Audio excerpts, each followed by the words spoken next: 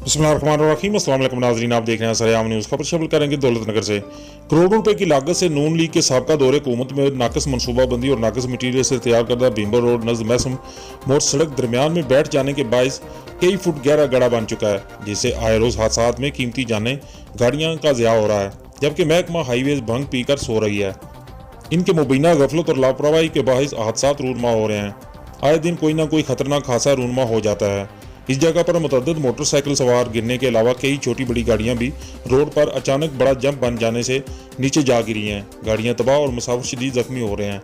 महकमा हाईवे जो करोड़ों रुपए कमीशन खाने और करोड़ों रुपए के तनख्वाह दफ्तरों में बैठकर ले रहे हैं, क्या इनको कभी खुदा कोई पूछने वाला नहीं है? खुदारा कुछ ही हलाल कर लें। ऐसे कामों को फौरी तौर पर हल करना चाहिए, जिससे इंसानी जिंदगी बच जाए, आपकी आखिरत भी संवर जाए। एक्शन हाईवे गुजरात फौरी नोटिस लें और इसकी मरम्मत के फौरी तौर पर अहकामात जारी करें। रिपोर्ट कर रहे हैं शमशाद अली मलक, सरेआम न्यूज़, दौलतनगर।